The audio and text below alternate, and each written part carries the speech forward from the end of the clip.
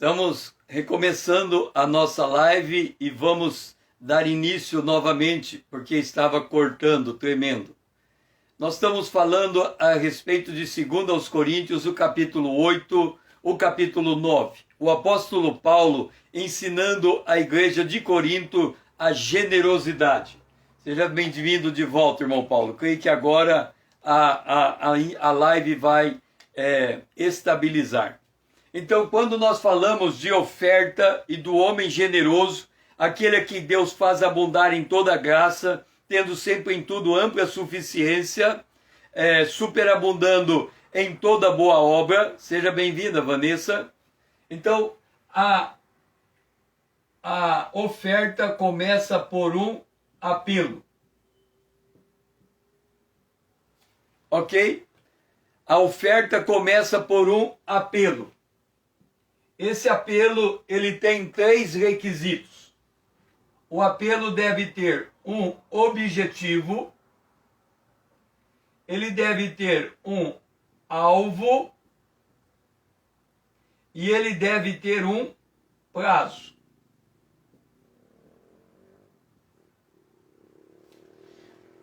Nós vimos que o objetivo de Paulo arrecadando oferta era dar assistência aos santos de Jerusalém que passavam por grande necessidade, ok? Então tinha um objetivo. Paulo também definiu um alvo. A Bíblia não conta o montante de Paulo, mas ele tinha um alvo e esse alvo era compartilhado com as igrejas. E Paulo também, ele tinha um prazo, porque ele falou que ele ia enviar emissários para recolher a oferta e levar a Jerusalém.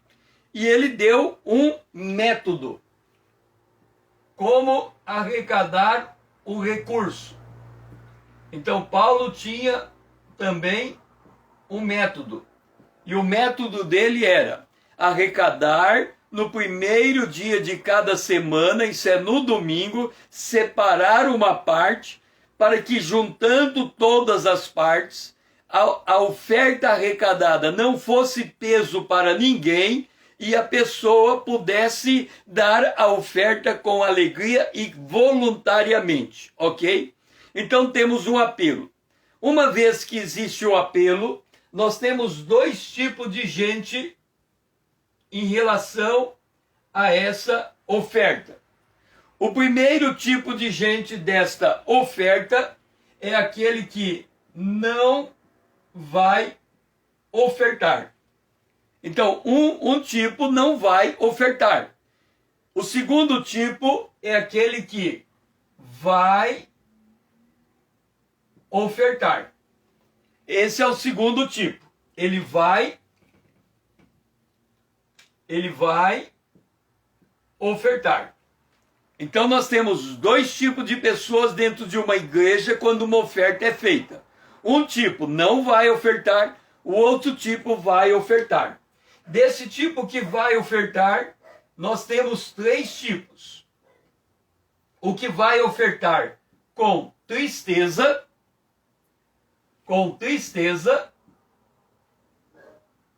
o que vai ofertar por necessidade,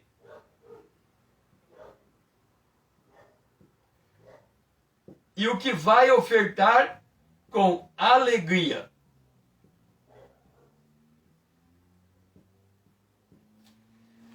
Ora, nós temos 3 tipos. O que vai ofertar por tristeza, o que vai ofertar por necessidade e o que vai ofertar por alegria. Agora, quando Paulo fala de oferta, ele fala assim: Deus ama quem dá com alegria. Então, quem é que vai validar quem está dando oferta? É Deus, que não olha para a aparência, mas para o coração. Lembra da viúva? Deu 2 pequenas moedas e ela deu mais do que todos, porque Deus olha o coração. Então, dentro do âmbito da oferta, está fora quem não vai ofertar, está fora quem vai ofertar por necessidade, e está fora quem vai ofertar por tristeza. Então, desses 4 3/4 de pessoas estão fora da visão divina. Aquele que dá com alegria é aquele que Deus está observando. Aquele que Deus está observando, que vai dar com alegria, ele vai abundar em toda graça. A palavra que Paulo usa é toda graça, ou seja, é impossível de mencionar a maneira como Deus vai recompensar ou vai abençoar aquele que está entregando oferta. É toda a graça. Ele vai ter também toda suficiência.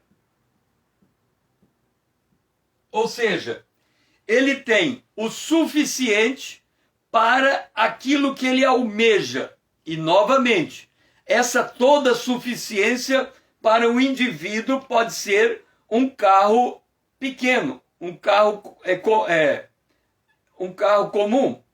Para um outro pode ser uma Ferrari. A suficiência vai depender do padrão de vida que ele se encontra.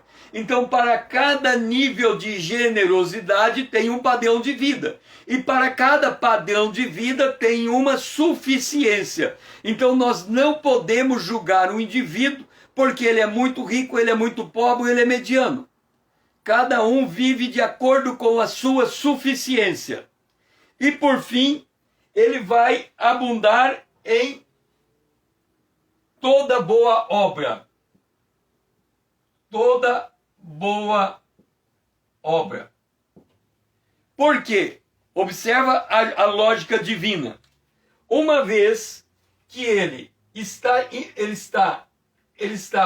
esse indivíduo, uma vez que ele está plantando, ele está colhendo, a colheita dele está traduzindo numa oferta,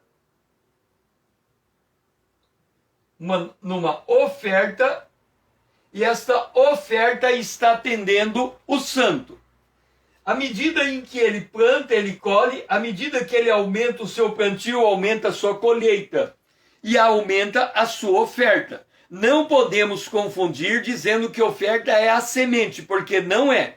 A semente é fruto, é o trabalho dele empregado para obter a colheita. Ele planta de acordo com a visão que Deus lhe dá. Então tem um indivíduo que tem um comércio, tem um indivíduo que tem uma fábrica, tem um indivíduo que tem um império na mão dele. De acordo com a visão dele, ele planta e ele aumenta. O judeu, ele diz assim, ele tem tanta certeza que Deus abençoa o trabalho de um homem, que ele não está preocupado com o quanto ele vai receber pelo seu trabalho. Ele está preocupado em aumentar o tamanho da cumbuca aonde vai entrar a bênção de Deus. Então ele amplia os negócios dele. Ele aumenta os negócios, porque ele sabe que tudo que ele faz, ele vai prosperar. À medida em que ele planta, ele colhe. Só que entre a colheita e a oferta, tem a sua prosperidade. Ou seja, ele não dá da sua colheita, ele dá da sua prosperidade. Qual que é a diferença entre dar da colheita e dar da prosperidade? Imagine que você seja um agricultor. Você vai plantar, eu não tenho ideia de número, mas vamos calcular assim. Você vai plantar 1.000 hectares de soja. Cada hectare de soja você vai retirar, vamos dizer, 100 sacos de soja. 100 sacos de soja por hectares. Ok. Quando você colher os 100 sacos de soja, no ano que vem você tem que plantar de novo. Então você vai separar uma parte para semente, outra parte para pagar todas as despesas, outra parte para investir, para aumentar a lavoura, e uma parte volta para você. O que volta para você para te sustentar é a tua prosperidade. E a tua prosperidade é que vai levar você a a usar como base para tirar a tua oferta. Então, por exemplo, você é um assalariado. Então, quando você recebe o teu salário, o governo, dependendo da faixa, se a faixa for muito alta, o governo tira 25% do teu salário de imposto de renda. Ele tira mais um tanto de imposto de renda e ele tira mais um tanto de INSS. Resultado, o dinheiro que vai para a tua conta é um dinheiro líquido, já tirou aquela parte foi para o governo. Do que você então deveria entregar a tua oferta e o teu dízimo? Do líquido, daquilo que caiu na tua conta bancária. Porque aquilo que foi retido pelo governo, ele é como se fosse um empresário que retira uma parte para repor a mercadoria. Então esta parte que foi retida pelo governo, você não precisa necessariamente tirar o teu dízimo desta parte. Você vai tirar o dízimo do líquido. Por quê? Porque se você tirar 10%, você tem o governo tirando 25%, você tem o INSS tirando 11%, o montante é muito grande. Então daquilo que é líquido é o que você vai usar como base para a tua oferta. Da mesma maneira, o empresário, ele recebeu a sua colheita, ele não vai tirar o dízimo da colheita, ele vai, com a colheita, ele vai tirar a semente, ele vai pagar as despesas, ele vai fazer investimento para continuar, e a parte que ele coloca para ele, que é o seu lucro, é do seu lucro que ele tira a sua oferta. Caso contrário, o empreendimento dele vai quebrar. Então esta é a lógica quando Paulo fala, tire a oferta da tua prosperidade. Ou seja, daquilo que retornou para você depois que você trabalhou e pagou as tuas despesas pelo trabalho que você executou. Aquilo que sobra é o teu lucro. É do lucro que você vai tirar a tua oferta, porque é ali que está a tua prosperidade. Bom, feito esta observação que nós vimos no texto anterior, por que nós colocamos esse quadro? Vamos apagar aqui e vamos apontar uma outra situação agora. Nós vimos que Deus está de olho naquele que dá com alegria. No âmbito da oferta, é aquele que dá com alegria. Então nós temos aqui uma oferta. Nós temos uma oferta e nós temos um ofertante. Esse ofertante é aquele que dá com alegria. Ok? Esse é o ofertante. Ele dá com alegria.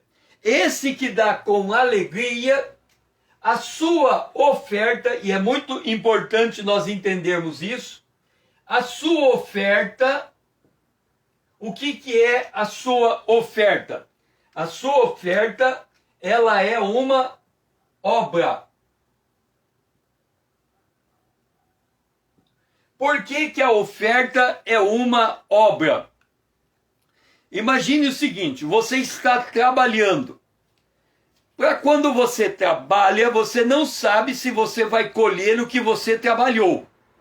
Porque maldita é a terra por causa do homem, ela produz espinhos e abrolhos.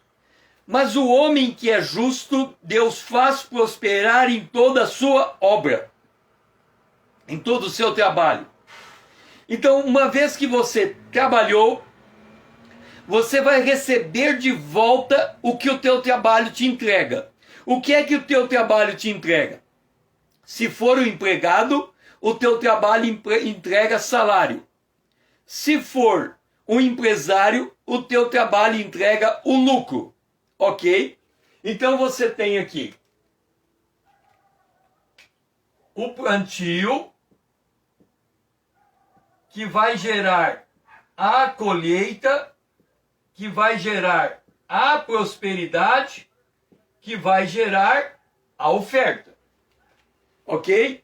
A colheita, o plantio vai gerar a colheita, que vai gerar a necessidade, a prosperidade, que vai gerar a oferta.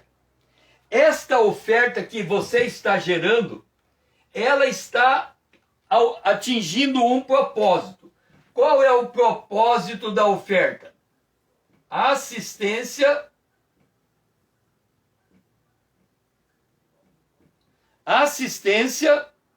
aos santos.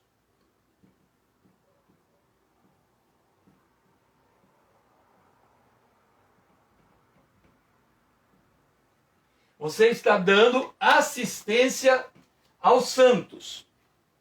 Quem são os santos? Os santos são aqueles que nasceram de novo, aqueles que têm o Espírito Santo. Então nós estamos assim.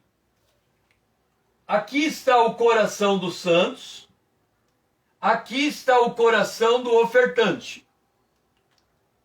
O que tem no coração dos santos? Espírito Santo. O que tem no coração do ofertante? Espírito Santo. Ok? Espírito Santo. Deixa eu ver se eu coloquei certo. Santo Espírito. Tem que colocar invertido aqui. Vou inverter aqui. Então tem o Espírito Santo e o Espírito Santo. Agora entenda uma coisa. Quando eu dou uma oferta, que é uma obra, o que eu estou fazendo aqui? Eu estou fazendo uma obra. Esta obra, ela é chamada como na Bíblia? Obra de justiça.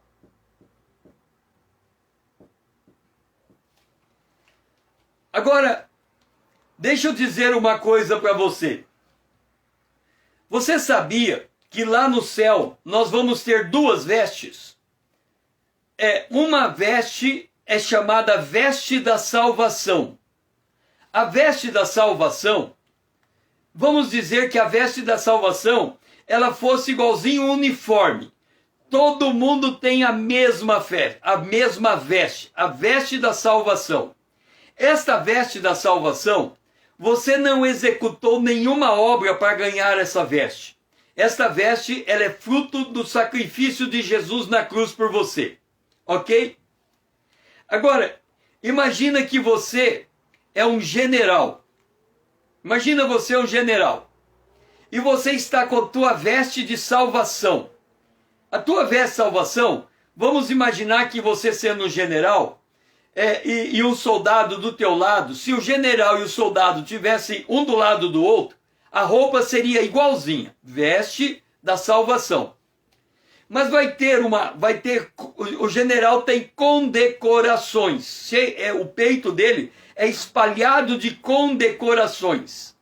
E aí ele tem aqui uma estrela, ou 2 estrelas, ou 3 estrelas, ou 4 estrelas. Então tem general de 1 estrela, general de 2 estrelas, general de 3 estrelas e general de 4 estrelas. Estas estrelas que estão sobre você, no teu corpo, que é o que dá o toque especial, que mostra o valor que você tem, esta estrela, na Bíblia, uma das formas da estrela ser colocada é obra de justiça. Quando você pratica uma obra de justiça, entenda bem isso. Quando você dá uma oferta para ajudar o santo, você está praticando uma obra de justiça. E quando você pratica uma obra de justiça, um anjo lá no céu, ele pega a tua obra na terra e faz uma roupa de linho finíssimo. Então imagina que o irmão Paulo me encontre lá no céu. E ele olha para mim lá no céu. Lembra que eu estou com as minhas vestes de salvação. E ele olha para mim no céu e ele vê um negócio desse jeitinho assim, ó. Só isso. Mas isso aqui que ele está vendo aqui na minha veste, na minha roupa, ela brilha tanto, mas ela brilha tanto, que se o irmão Paulo não tivesse olho espiritual, olho glorificado, porque ele ressuscitou e foi glorificado, ele ficaria cego com o brilho dessa coisinha que está aqui. Aí o meu Paulo chega para mim e fala: César, como é que você conseguiu esse linho fino que está em cima da tua veste de salvação?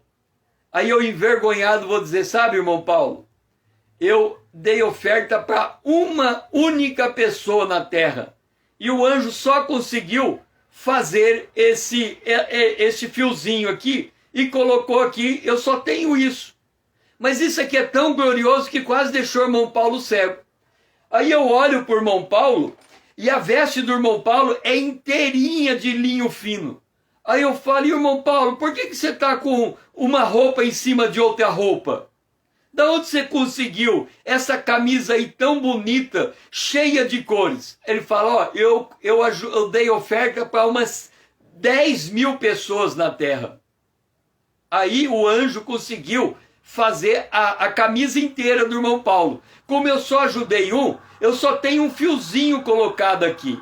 Mas um fiozinho é tão glorioso que quase cegou o irmão Paulo. Agora imagina eu olhando a roupa do irmão Paulo, né? Nem conseguiria olhar de tanto brilho que seria uma roupa de alguém que ofertou para 10.000 pessoas. Então a obra de justiça é isto. Agora, por que a obra de justiça é tão importante? Seja bem-vinda, Joana. Por que a obra de justiça é tão importante? Porque Paulo escreveu em 1 Coríntios capítulo 1, verso 30. Vós sois dele, em Cristo Jesus, o qual se tornou da parte de Deus justiça. Jesus é justiça. Por que Jesus é justiça? Lembra que ele veio, ele era rico, ele se fez pobre por amor de nós, para que na sua pobreza ele enriquecesse a muitos. Então cada um que Jesus enriqueceu foi tornando ele a justiça de Deus. Porque cada um que ele salvou, ele justificou. Então cada pessoa salva no planeta Terra, em todas as eras, representa a justiça de Deus. A personificação da justiça de Deus. E Jesus é o responsável por essa justiça. Então Jesus é a própria justiça. Jesus é o modelo. Por isso que nós devemos ser igual a Jesus. Porque Jesus é o modelo da justiça de Deus. Ele disse: eu não vim para ser servido. Eu vim para servir e para dar a minha vida em resgate de muito. Portanto, Jesus Cristo é a justiça de Deus. O que é justiça? Entenda-se, o estado daquele que é como deve ser, enfatizando a sua integridade e a sua pureza. Então Jesus é a justiça de Deus em vários sentidos, mas num sentido é porque Jesus é a expressa imagem de Deus. Ele se fez homem e se tornou igual a Deus sendo homem. Ele se tornou a imagem de Deus. Os atos de bondade de Jesus, o ministério que impressionava, as palavras de Jesus eram as palavras de Deus. A maneira de Jesus amar era o amor de Deus. Então Jesus se tornou aquilo que nós devemos ser. Ele é o nosso perfeito modelo. Ele é o nosso perfeito exemplo. Ele é o nosso perfeito apóstolo. Ele é o nosso perfeito pastor. Ele é o nosso perfeito mestre. Ele é o nosso perfeito Messias. Ele é o nosso perfeito cordeiro. E ele é por quê? Porque quando nós estamos falando, nós temos um coração e temos o Espírito Santo. O santo necessitado tem um coração e tem o Espírito Santo. Jesus, ele veio na terra, habitou entre nós e Deus preparou para ele um corpo e nesse corpo habitou o Espírito Santo sem medida. Lembra quando Jesus foi para o deserto ser tentado por Satanás? A Bíblia diz que Jesus foi cheio do Espírito e ele foi guiado pelo Espírito. Então Jesus, é o nosso perfeito modelo. Mas Jesus, ele difere de nós em que sentido? Ele difere de nós no sentido em que Jesus nasceu, ele nasceu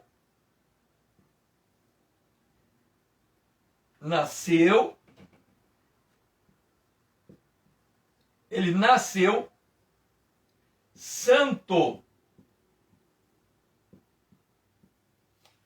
Jesus nasceu santo. Descerá sobre ti o Espírito Santo e o poder do Altíssimo te envolverá com a sua sombra, dizendo o anjo dizendo a Maria. Por isso também o ente santo que há de nascer será chamado Filho de Deus. Então aquilo que estava no ventre de Maria é um ente santo. Jesus nasceu santo e ele viveu sem pecado. Então ele viveu santo, sem pecado. Olha só, Jesus nasceu santo e Jesus viveu santo, sem pecado. Por que que Jesus viveu 3 anos de ministério? Ele foi batizado com o Espírito Santo e viveu 3 anos de ministério. Porque se aparecesse um único pecado em Jesus, ele não poderia ser o Cordeiro de Deus. Porque no Antigo Testamento, quando o Cordeiro de Deus era separado para o sacrifício, a condição era, o Cordeiro de Deus não podia ter nenhuma mancha, nenhuma anormalidade. Ele tinha que ser perfeito. Jesus, ele foi provado por 3 anos na terra. O cordeiro, antes de ser colocado em sacrifício, ele tinha que ser reservado por 3 dias, para que eu fosse observado, para ver se não havia nenhum defeito nele. E Jesus não teve defeito, Jesus não teve pecado. Então, aí vem a pergunta: se Jesus nasceu santo, e se Jesus morreu santo, e se o salário do pecado é a morte, como é que Jesus morre? Se o salário do pecado é a morte, Jesus não tinha pecado. É porque na hora que ele foi na cruz, ele deu voluntariamente a sua vida, porque ele recebeu sobre si o pecado da humanidade. Então Jesus morreu, estava morrendo no nosso lugar. Ele não podia morrer, ele próprio não podia morrer. A única forma dele morrer era pelo pecado do outro, porque ele não podia morrer por não ter pecado.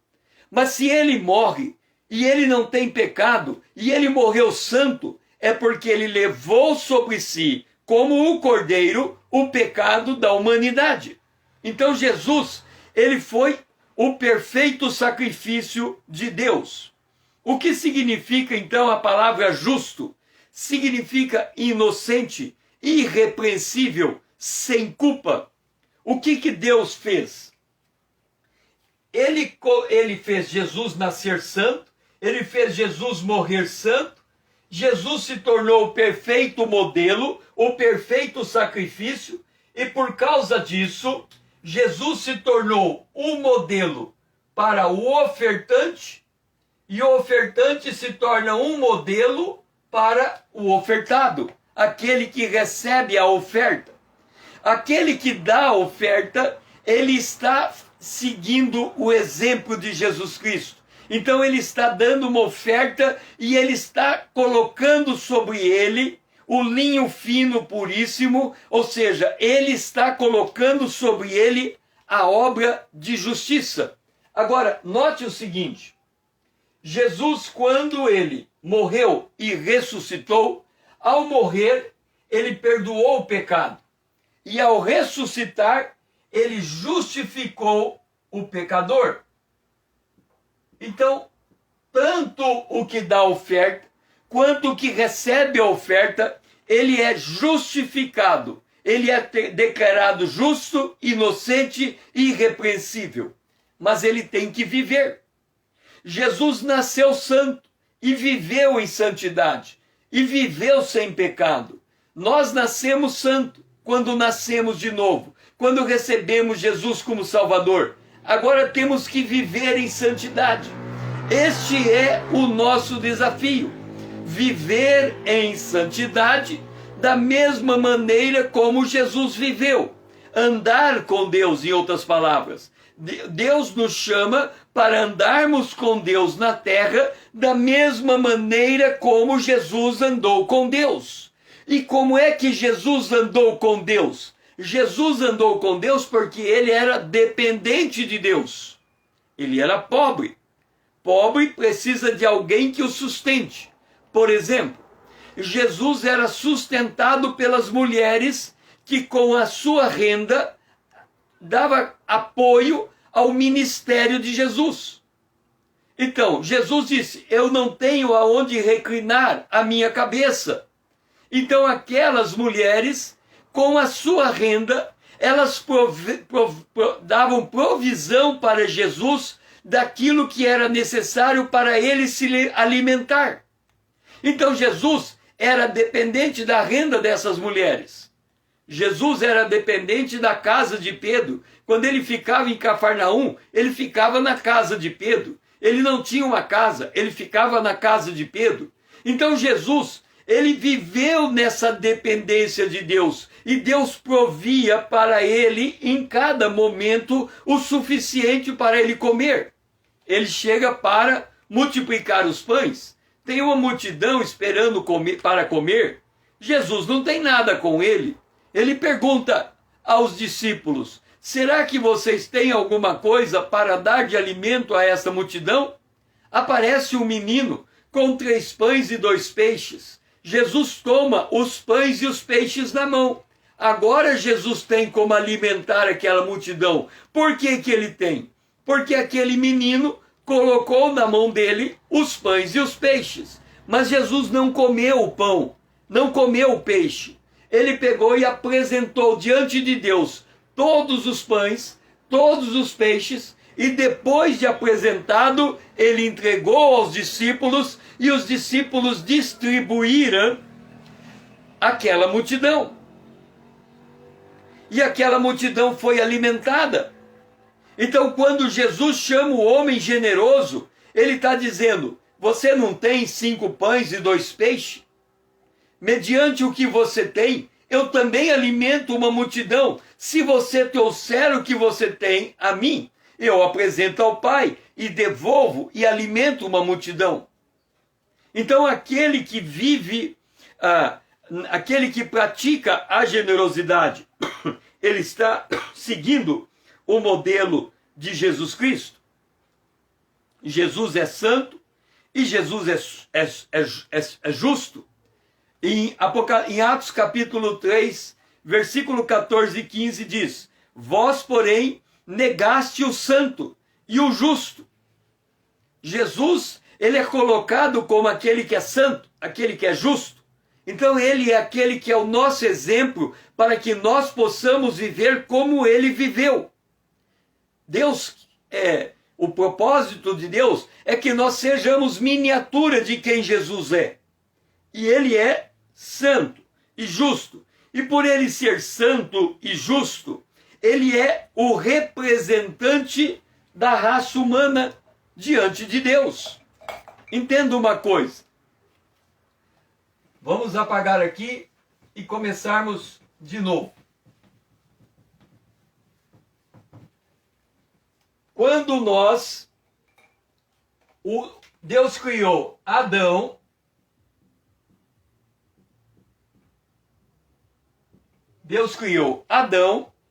e Adão se tornou o representante da raça humana.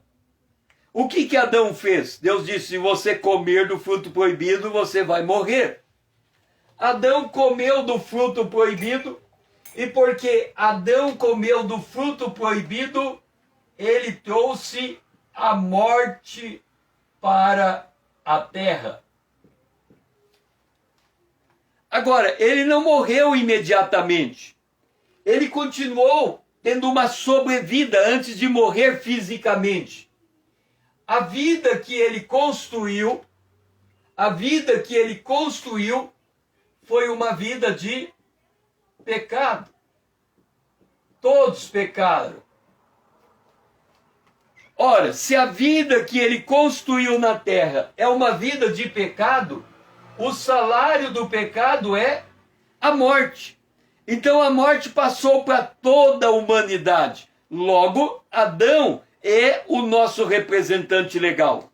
Aí veio Jesus. Aliás, veio Jesus.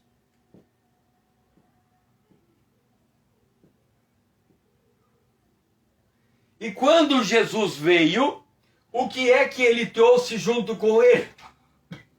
Jesus trouxe vida. E qual é o resultado da vida?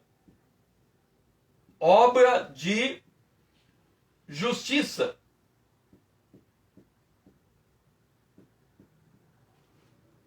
E como é que nós praticamos obra de justiça? O apóstolo Paulo fala: quando você dá uma oferta, a tua oferta para quê? Lembra que toda oferta tem que ter um objetivo? Oferta para assistência aos santos.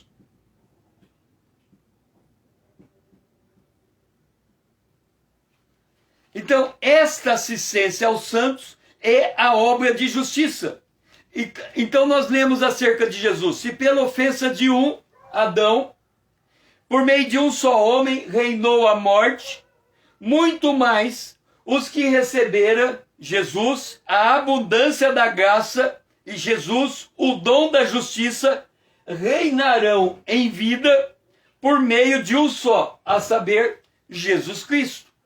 Isto muda completamente a natureza da nossa vida. Nós não estamos mais debaixo da descendência de Adão. Nós estamos agora debaixo da descendência de Jesus. Por isso nós somos nova criatura. Nós nascemos de novo.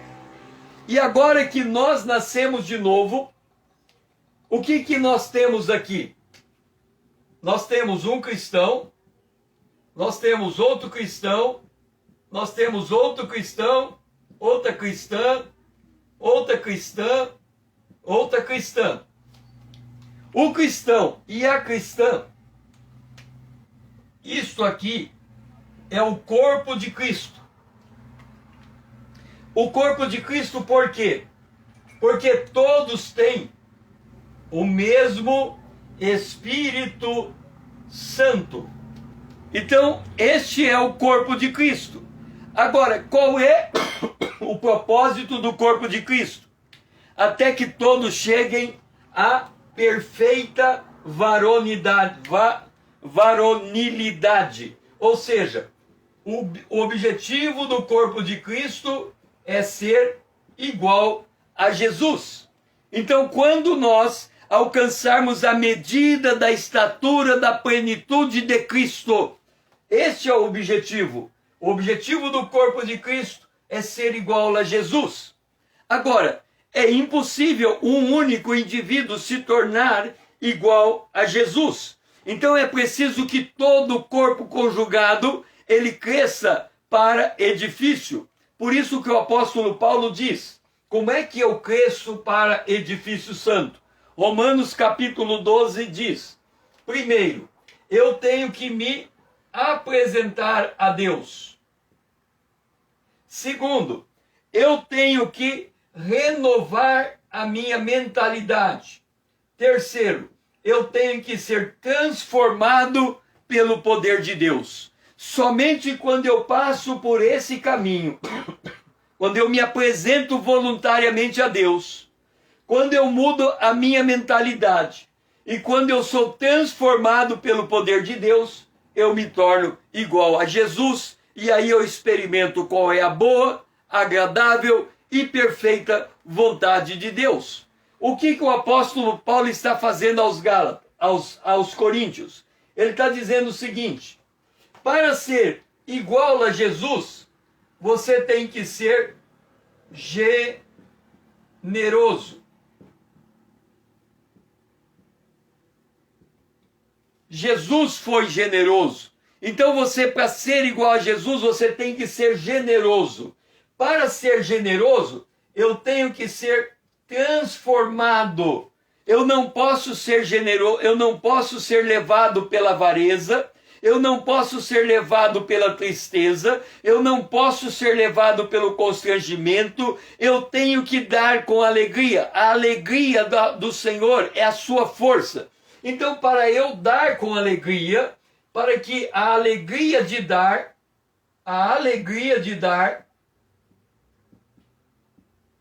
faça parte do meu estilo de vida, eu preciso ser transformado. Mas para eu ser transformado, eu preciso ser renovado.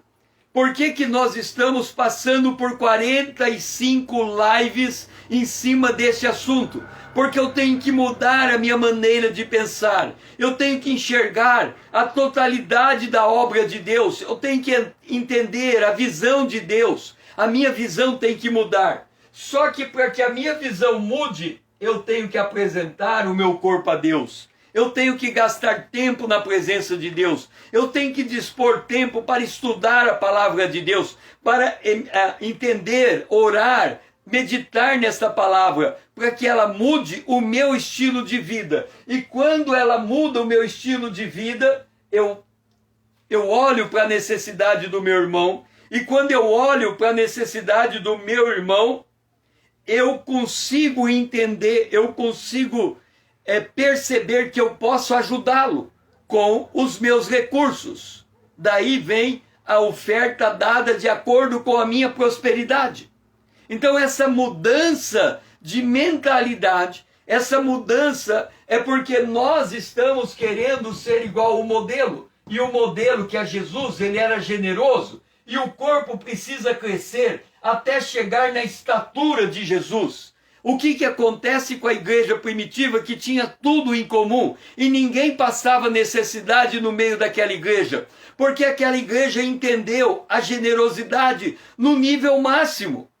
Elas foram treinadas por Jesus durante 3 anos. Aí Jesus morreu e ressuscitou. Depois elas foram treinadas pelos apóstolos de Jesus, que tinham o poder do Espírito Santo para continuar entregando a eles a doutrina dos apóstolos. E à medida em que eles entravam, eles entendiam a doutrina dos apóstolos, eles congregavam todos os dias nas casas e no templo, porque eles tinham fome de aprender de Deus. E como eles aprendiam de Deus, o estilo de vida deles mudou completamente.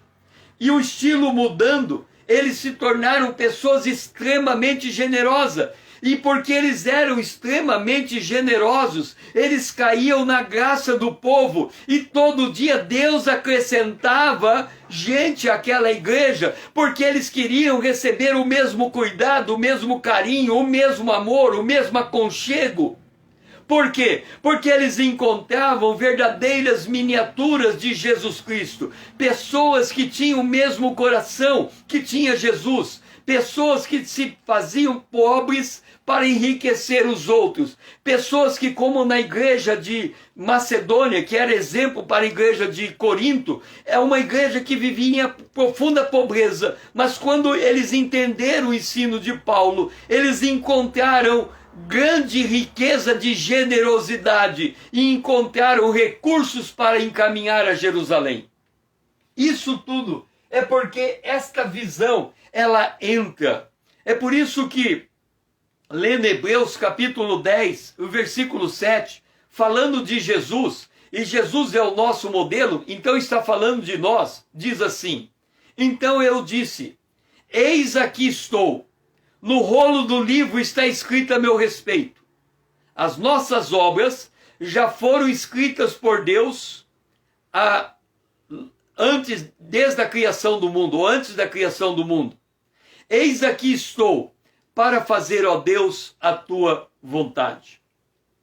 O apóstolo Paulo encontrou na igreja de Corinto, e principalmente nas igrejas da Macedônia, pessoas que voluntariamente olharam para a igreja de Jerusalém e sentiram movido por um amor tão grande que eles disseram: nós vamos mudar a prioridade do nosso orçamento. Nós vamos mudar a forma de gastar os nossos recursos. E nós vamos extrair, nem que a gente passe, lembra que Deus disse toda suficiência, nem que a gente viva com o mínimo que é necessário para a gente viver. Nós vamos tirar daquilo que nos é dado e vamos encaminhar a igreja de Jerusalém. Eis aqui estou, e no teu livro está escrito a meu respeito, para fazer, ó Deus, a tua vontade. Então note uma coisa, nós estamos falando que a igreja é um corpo, e este corpo, Deus separa dentro desse corpo, um para apóstolo, outro para profeta, outro para evangelista, outro para pastor e outro para mestre. Por que que ele separa? Porque esta liderança tem que capacitar os santos para a obra do seu, para o desempenho do seu serviço, com vista a aperfeiçoar os santos. A liderança da igreja tem por objetivo capacitar os santos para atender a necessidade de outros santos. Gente cuidando de gente. Lembra quando Jesus chamou Pedro? Ele disse assim: Pedro, você me ama? Qual foi a resposta de Pedro? Eu te amo, Senhor. Qual foi a proposição de Jesus para Pedro? Apacenta as minhas ovelhas. Vamos aplicar para nós? Qual é o papel do pai? Apacentar os seus filhos. Qual é o papel da mãe? Apacentar os seus filhos. Qual é o papel do esposo? Apacentar a sua esposa. Qual é o papel da esposa? Apacentar o seu esposo. Qual é o papel do patrão? Apacentar o seu empregado. Qual é o papel do empregado? Apacentar o seu patrão.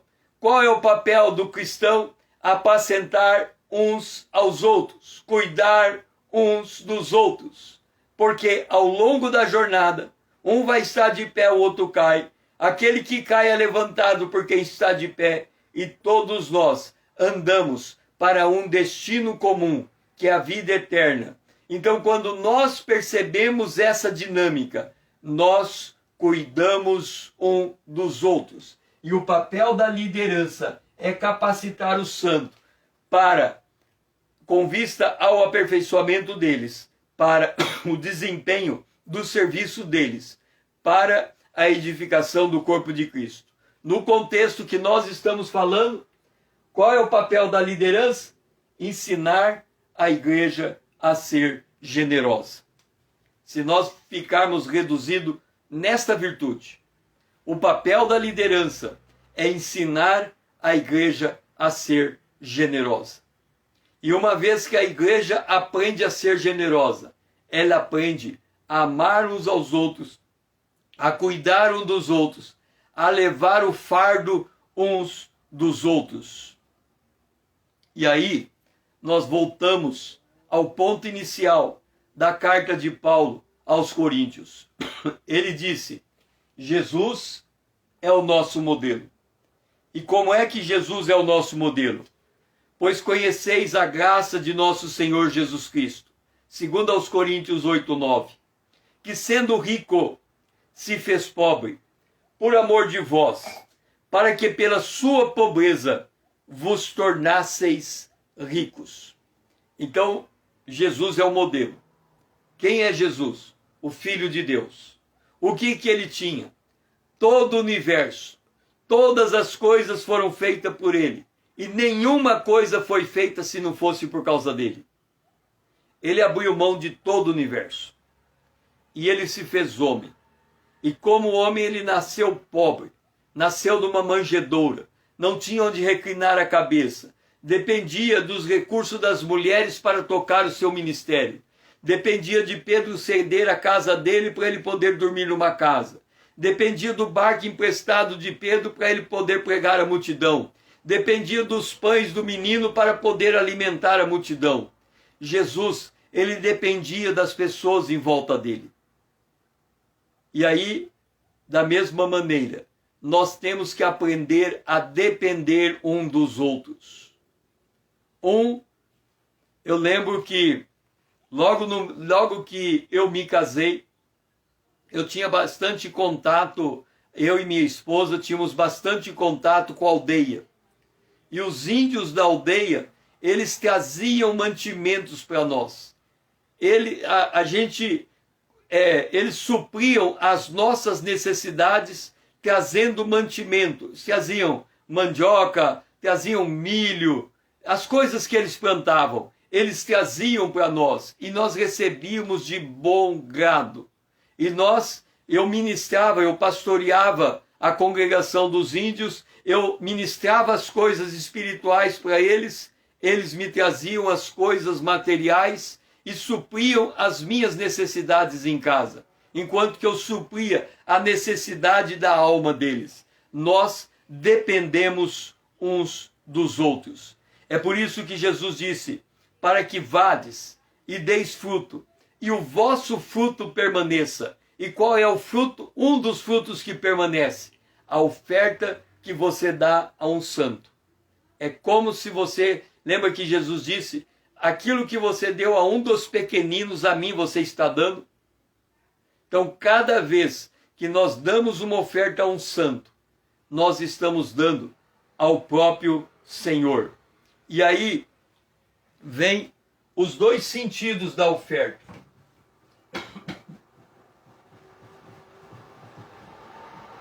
Quais são os dois sentidos da oferta?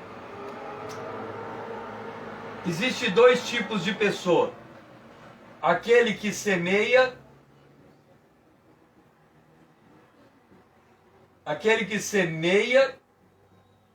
e aquele que come. Aquele que é necessitado.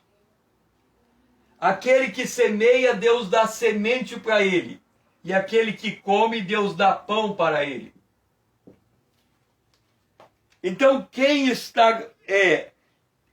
aquele que semeia, Deus disse assim para ele, dá e ser-vos-á dado. Mas aquele que planta, aquele que come pão, Deus diz assim, pede que você recebe. Agora vamos ligar os dois versículos. O que pede, recebe. O que dá, recebe mais, para continuar dando. Agora, esse está pedindo. Quem é que vai entregar o que ele pede? Quem dá. Então, quem dá,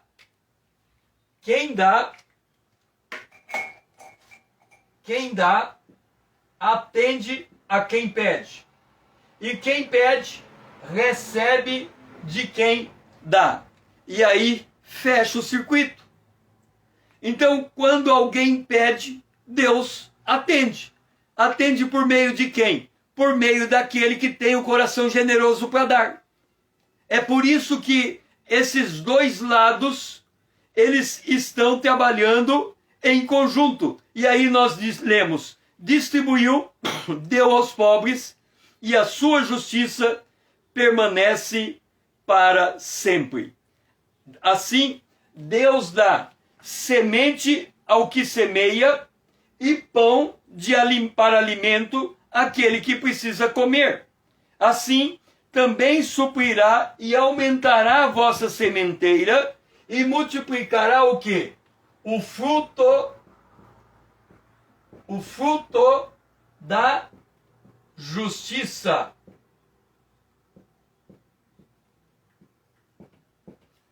O que é que Deus e o Paulo está ensinando? Alguém está passando necessidade. Alguém tem recurso. Se esse que tem recurso enxerga aquele que passa necessidade e ele supre com seu recurso o que passa necessidade, este é o fruto da justiça. Aí Jesus disse: eu nomeei você para que vá e dê fruto. Dá ao que pede, e o teu fruto vai permanecer para sempre. E aí, aquele que recebe, o que é que ele vai fazer? Ele vai se mostrar grato.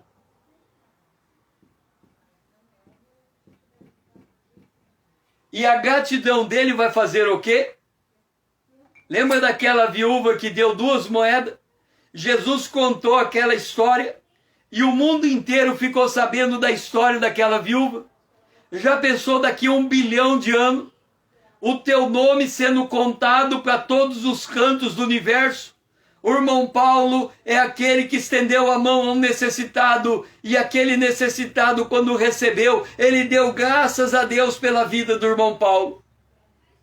A irmã Vanessa deu ao necessitado, e quando o necessitado recebeu, aquele necessitado deu graças a Deus pela vida da Vanessa. A Joana, ela deu ao necessitado, e o necessitado deu graças a Deus pela vida da Joana. E o nome da Joana, do Paulo, da Vanessa, da Dora estará sendo anunciado por toda a eternidade, porque esse feito jamais será esquecido. Este feito jamais será esquecido.